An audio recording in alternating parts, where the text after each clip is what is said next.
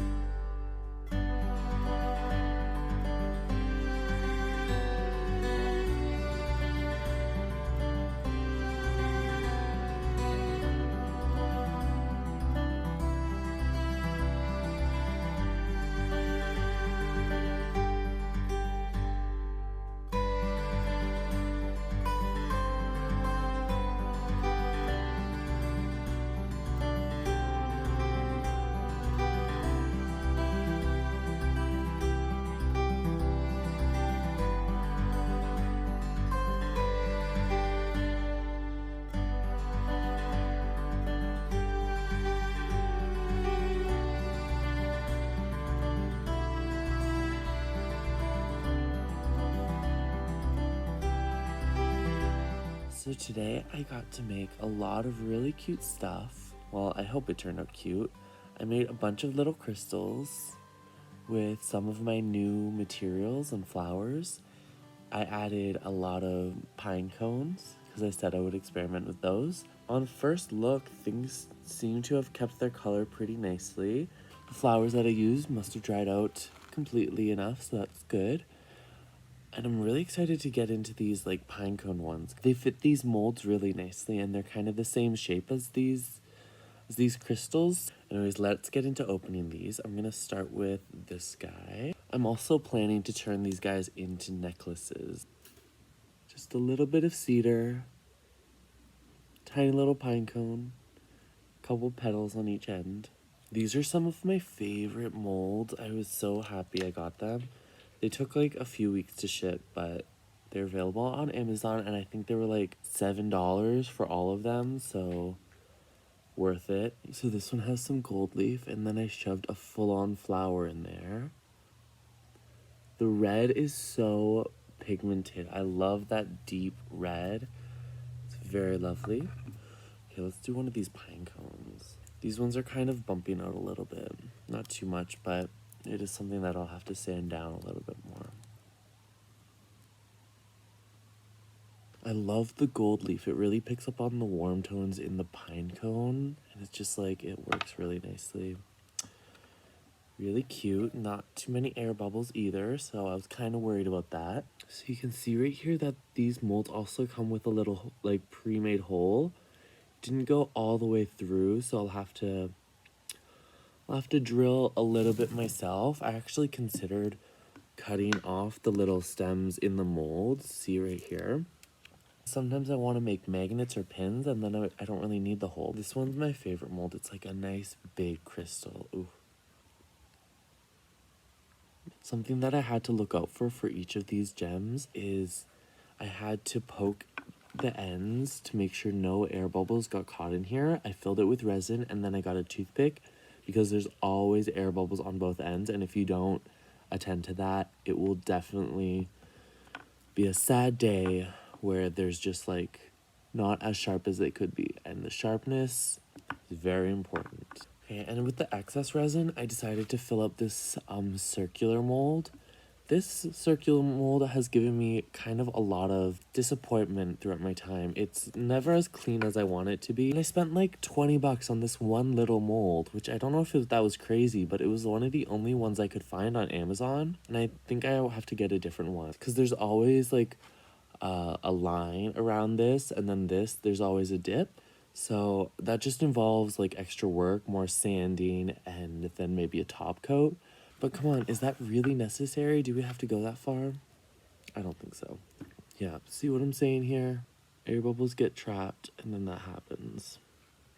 It's not impossible to fix, but I'd rather just not deal with it. This one is so pretty though. So it's gold and just one flower that I snipped off in there. But see, there's this line that I'm gonna have to polish away. Really, really pretty though. Cool. So this is a lovely batch of new things. And let me just get a close-up on all of these.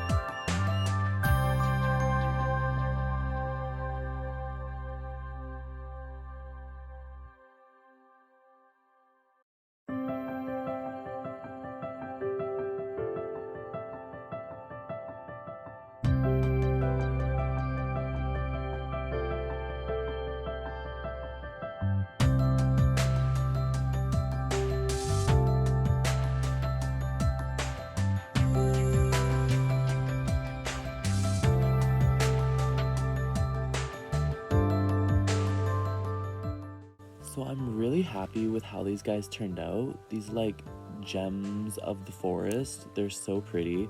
I love these pine cones and I want to do so much more of them. I mean, if they sell well, if they do well, that'll be kind of up to everybody else, but I'm definitely gonna make one for myself because I think they're so nice. I also got really lucky. I have a friend whose mother owns a flower shop, and she let me go through some of her scraps, and I got a bunch of beautiful like red carnations, some green stuff, some white stuff, some really pretty pink flowers. So I'm really excited about all this new material, so keep me going throughout the winter. I put like a lot of flowers in the silica gel for how much silica gel I actually used, because I didn't know that it could be reused until a little while ago, and I used to kind of throw it out once it was done.